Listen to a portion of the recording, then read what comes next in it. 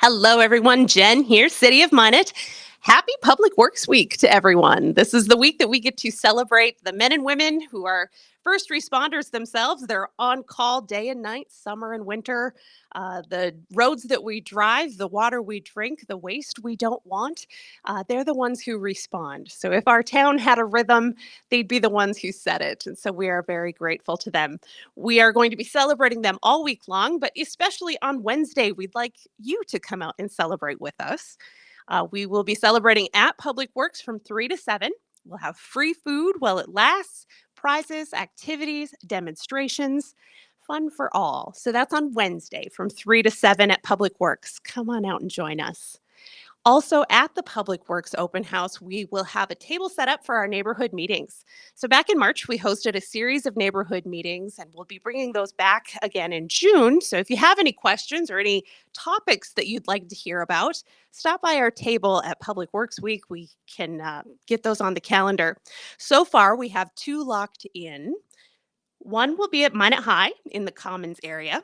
Engineering is going to tell us all about the reconstruction project on 16th Street and can answer any other questions about any other construction projects throughout town right now. That will be held on Monday, June 9th at 5:30 at Minot High.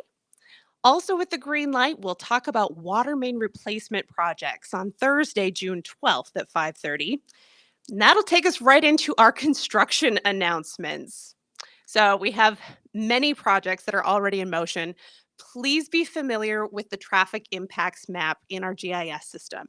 You can go to minotnd.gov, scroll down to the GIS widget on there. And that'll take you into our map system. It'll show you all of the 2025 construction projects, or you can go to the traffic impact map and just see where all of those construction projects are in progress.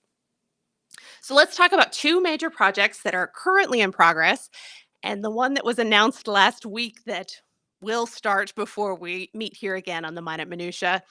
That one will start within the next 2 weeks. So first off, that water main replacement project that's currently in progress on University Avenue.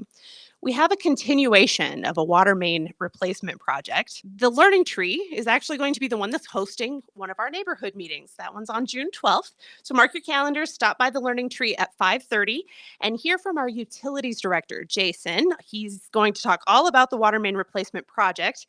This is a big investment over many years. Okay, so each square foot, about $800 a square foot to replace a water main. We have about 280 miles of cast iron water main to replace. So we're doing that at about 3 miles at a time, 3 miles a summer. There are projects, all of these are projects with long-term commitments, and it's well worth your time to stop by that neighborhood meeting, June 12th at 5:30 at the Learning Tree, just west of Minot State.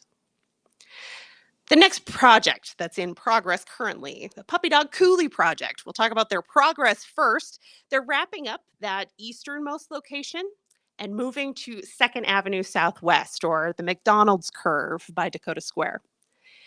Unlike the crossing that was close to Wings and Rings, this curve is going to be closed to through traffic. You'll still be able to hop onto 15th Street Southwest or the Applebee's Road. From there, you'll be able to get to 24th Avenue Southwest, which gets you to the intersection by Target.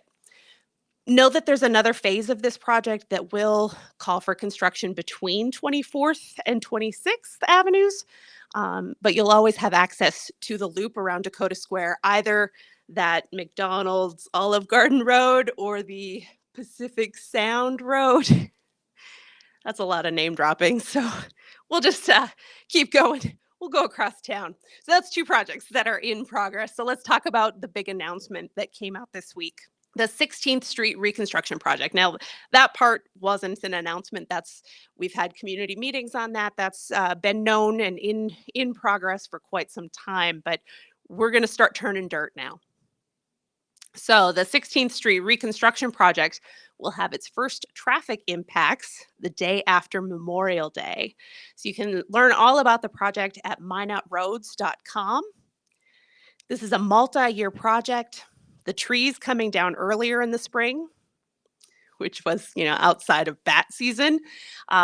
They came down, and that was kind of the first visible kickoff of the project. The intersection of 16th Street Southwest and Burdick Expressway will be closed starting May 27th. It's going to be definitely closed until mid-July. We probably won't see full capacity at that intersection until the end of July. 16th Street itself will have no through traffic until October, and next year we'll take on another section of that road. So this is a big one. See all the details about the project at minutroads.com. And another plug for those neighborhood chats. Meet our engineers at Minot High at 5:30 on June 9th. Now, I know I said that we'd have 3 construction project updates. I'm going to go ahead and throw in an honorable mention for the ongoing flood protection projects. Be sure to watch Mouse River Plan and Minot Parks for all of your updates. I'm going to put my Jungle Jen hat on for just a minute here. Roosevelt Park Zoo is welcoming a group of inspectors this week. AZA inspection happens once every 5 years. We're going to leave the zoo better than we found it. But I tell you what, they are in the thick of it right now. Minot Parks, hold your heads high and host those inspectors with a little bit of Minot magic. As this summer and the construction season moves along, please support the people and the places that matter the most to you. Since I'm sappy already, let's go ahead and bookend this intro. We started off with Public Works Week this week. Last week was Peace Officer Memorial Week.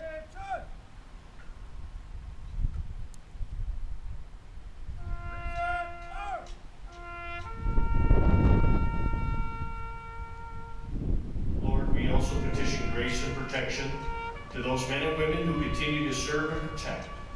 Those who put on the uniform every day, knowing the high honor and responsibility you and the community have entrusted them with. In honor of all fallen officers and their families, and U.S. flags should be flown at half-staff. Today we remember every single one of them. Among those who were lost are 2 of the members of the Minot Police Department, Patrolman Patrick Devaney and Patrolman Lee Fowler. Patrolman Devaney was killed April 26, 1918. Devaney was assisting a state agent in apprehending automobile tire thieves. Just a few years later, on January 21st, 1921, Patrolman Fowler was shot and killed during an arrest. After refusing to take a bribe, he placed the suspect under arrest and was walking him to his car. The suspect drew a weapon and fired upon him. These officers paid the highest price for standing up for what was right.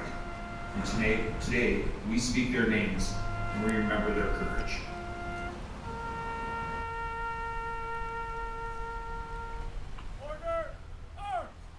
Thank you, Minot Police Department, for your commitment to public safety. We are grateful for the risks that you take in the name of community safety. We'll talk all about the Minot City Council agenda for tonight here on the Minot Minutia. We're going to stick with the Minot Police Department, and we'll start off with action item number 4, which is the flock system.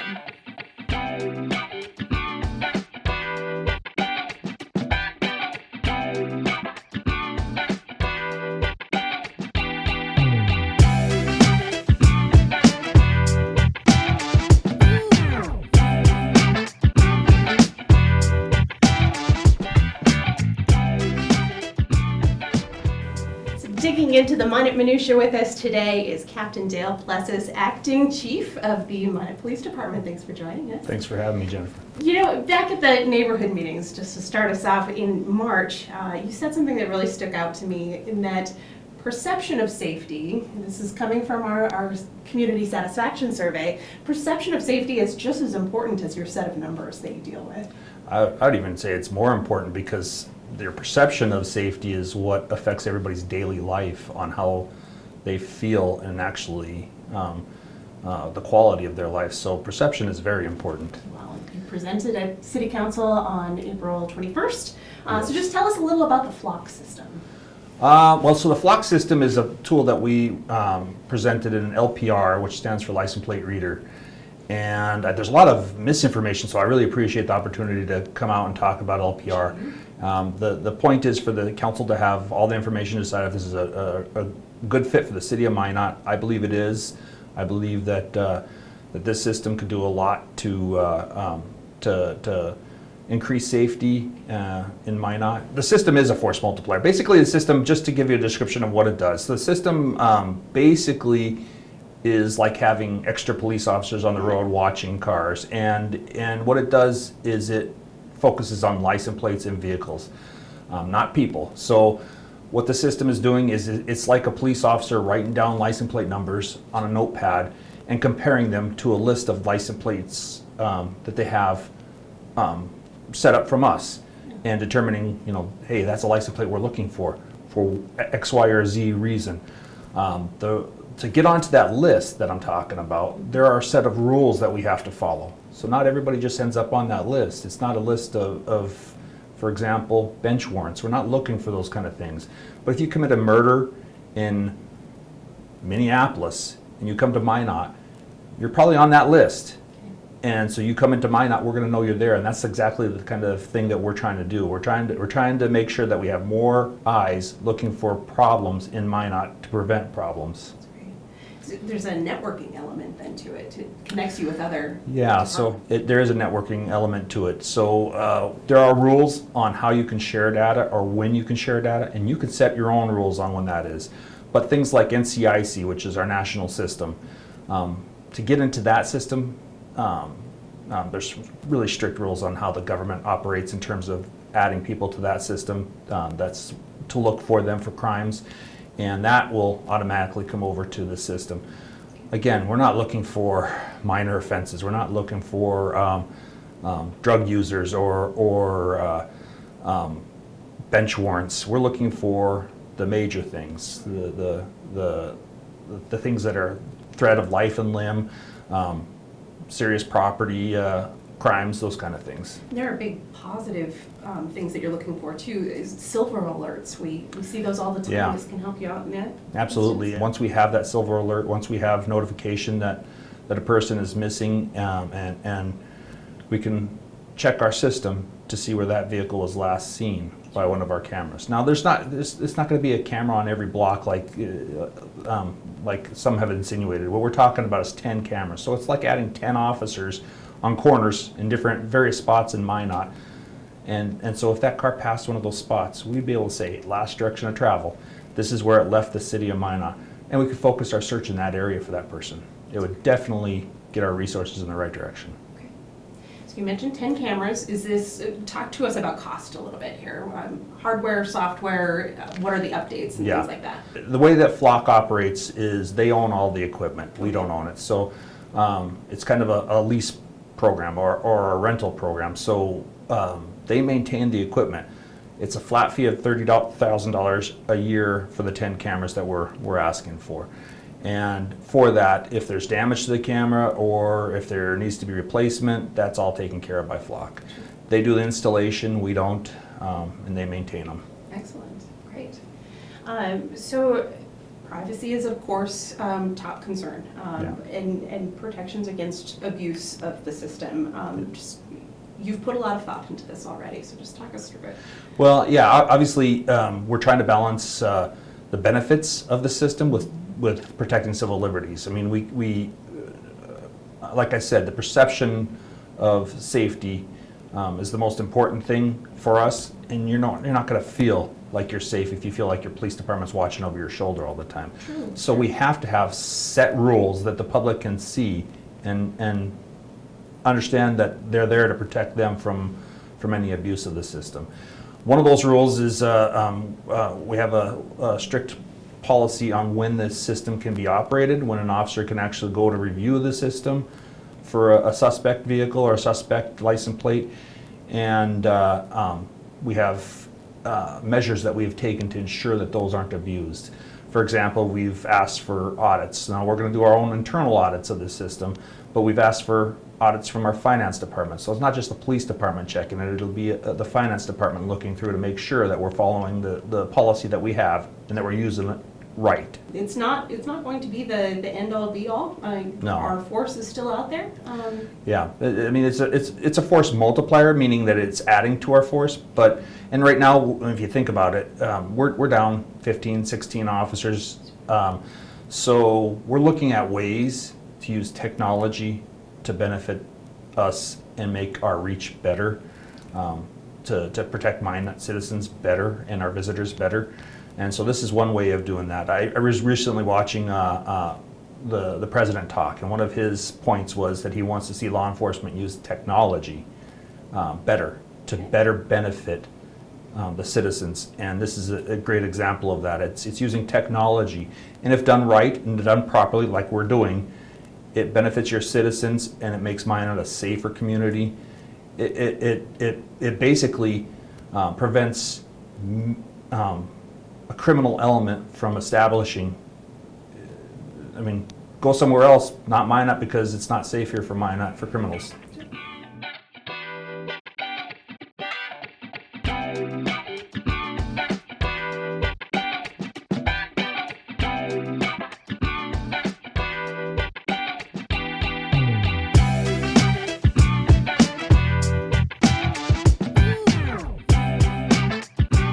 The flock system is on the agenda tonight. It's listed as action item number 4. Council did ask to see the policy, which is what the police department is bringing back tonight. One information addition to the interview, Flock has a public portal for transparency. The public can see what the PD is using the system for. Our officers took a look at what other agencies are doing, and they found that very few searches are used. You can see how many are being searched in that public portal, and we're talking about 300,000 uses of the Flock system, and searches were at 20 for those 300,000. And the information does purge after 30 days. So that's action item number 4. So we can work backwards on the agenda, right? We have an alcohol beverage license refund to discuss. Base Camp didn't get to use their license last year due to their some state licensing timelines. So staff has recommended a refund for 2024. Action item number 1 is a late add budget amendment for the water sewer department. Anything that's added late to the agenda will stay in the action items category for transparency. Action item number 2 is the capital improvement plan. That's all the giant projects that need attention over the next 5 years. Council and engineers went through the CIP in detail. That was also broadcast, so you can find that recording on our Facebook and YouTube channels. So we'll move on to the consent agenda for tonight. We have a street improvement project that came in under bid. It was estimated to be a $1.4 million project. It came in at 1.1, so kudos. We'll talk about 3rd Street repair options, including the bridge. We'll talk about future projects on 16th Street. This time we'll be talking about the interchange. So that's that overpass that crosses Highway 2.